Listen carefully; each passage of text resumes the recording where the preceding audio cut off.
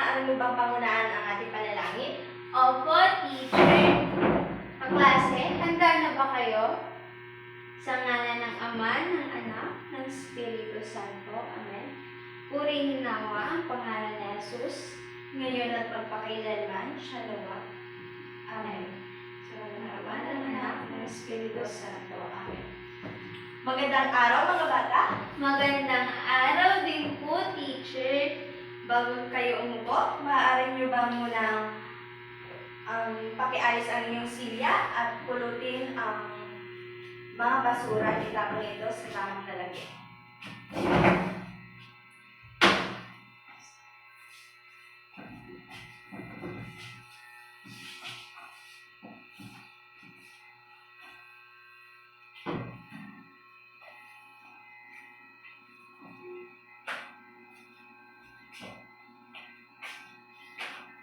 Maaari na kayong umupo. Salamat po, teacher. Bago ang lahat, mayroon bang lumipas sa klase ngayong araw? Wala po, teacher. Mahusay. Kung gayon, palakpakan ng inyong mga sarili at sabihin, ikinagagala ko kayong makita. Sa dalawa tatlo, ikinagagala ko kayong makita. Sa nagdaang markahan, ano ang iyong natutunan? Teacher, Sige po, Cherry. patungkol po sa mga salitang nagpapakita ng paggalang tulad ng po, opo, maraming salamat po at magandang umaga po. Mahusay, Cherry. Maaari ka ng umupo. Ngayon ay bigyan ng 3 palakpak si Cherry at sabihin, ang galing-galing mo. Sa dalawa tatlo, ang galing-galing mo. Bago tayo magpatuloy sa ating talakayan, mayroon ako mga ipapaalala sa inyo. Una, umupo na maayos. At pangalawa, makinig kay teacher. At ang panghuli o ang pangatlo, itaas ang inyong kamay kung mayroon nais kayong itanong o gustong sabihin. Naunawaan po ba mga bata? Opo, teacher. Mahusay. Maraming salamat. Bago tayo dumako sa ating mga talakayan, maaari muna ninyong kantahin ito at may kasamang sayaw. May kasamang sayaw. Pagsitayo na ang lahat.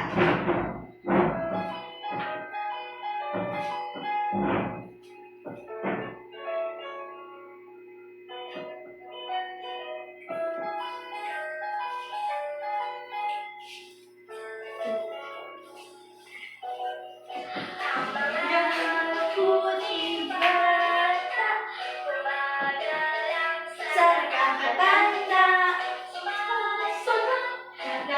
opo, may photo ko.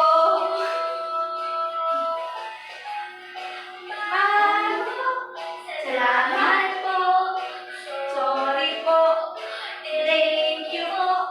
Mga mabuting bata.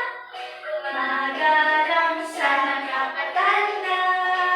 Masapat na may opo.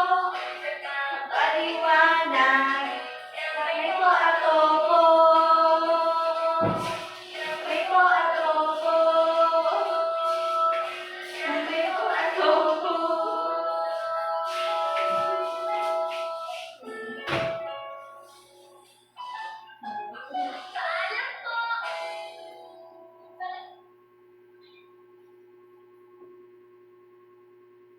Gusto niyo pa ba mga bata?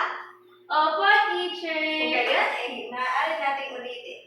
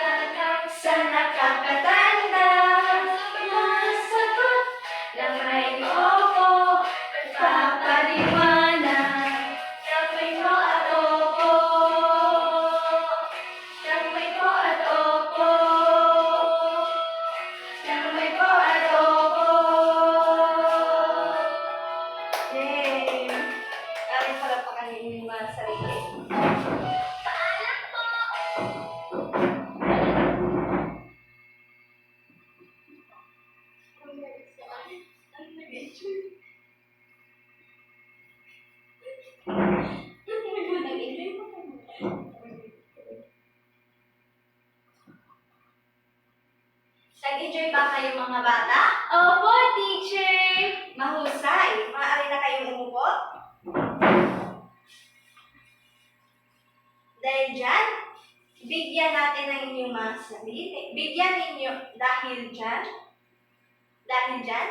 bigyan ninyo ang inyong mga sarili ng 5 bagsak. Sa inyo yung kasali. Batay sa inyong ginawa, ano kaya ang ating paksa ng tatalakayin ngayong araw? Teacher, Sige po, Cherry. ito po ay tungkol sa paggalang. Maraming salamat, Cherry. Dahil dyan, bigyan natin ng malakas na hiyaw si Cherry at sabihin, may punto ka. May punto ka. Bukod sa paggalang, ano pa? Sige po, May-an. Sa tingin ko po ay patungkol sa paggamit ng magagalang na pananalita. Maraming salamat, May-an. Dahil dyan, bigyan natin ng malakas na hiyaw si May-an at sabihin, may punto ka. Salvador, may punto ka. Mga anak, ang inyong sagot ay tama. Dahil ang ating tatalakayin ngayong araw ay patungkol sa paggamit ng mga magagalang na pananalita sa angkop na sitwasyon.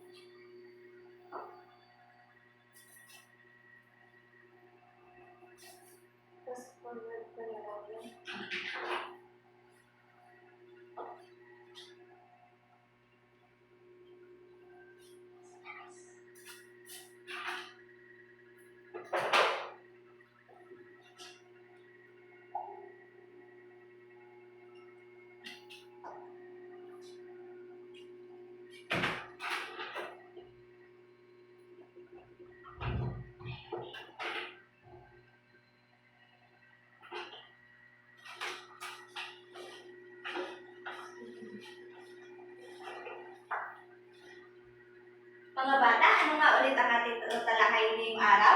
Paggamit ng magalang na pananalita sa angkop na sitwasyon. Mahusay. Bago ang lahat, mayroon kayong layunin na dapat inyong isaalang-ala.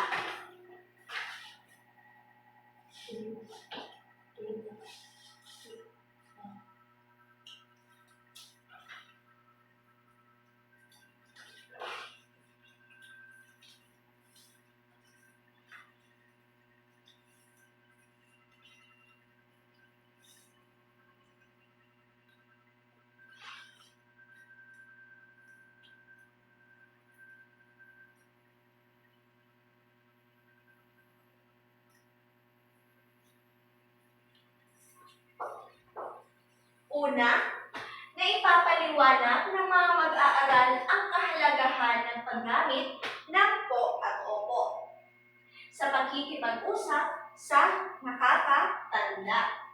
Pangalawa, makabubuo ng maayos at magalang na pangungusap sa magpapakilala sa sarili.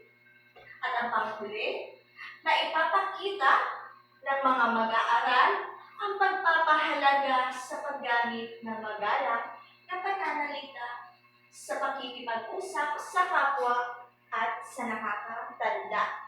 Naunawaan po ba mga bata? Opo, teacher.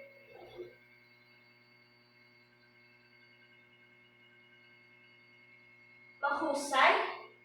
Ngayon ay dumako na tayo sa ating talakayan.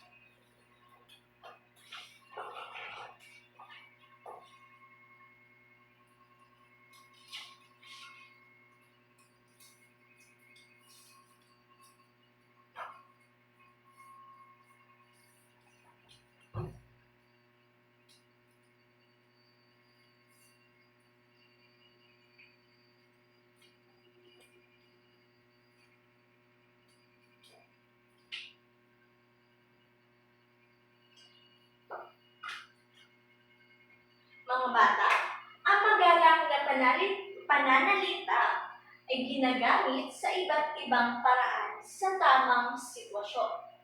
Ito ay nagpapakita ng respeto o paggalang sa kausap. Una, nagagamit ang magalang na pananalita sa paghingi ng pahintulot sa angkop na sitwasyon. Paano nga ba ginagamit ang magalang na pananalita sa paghingi ng pahintulot sa angkop na sitwasyon?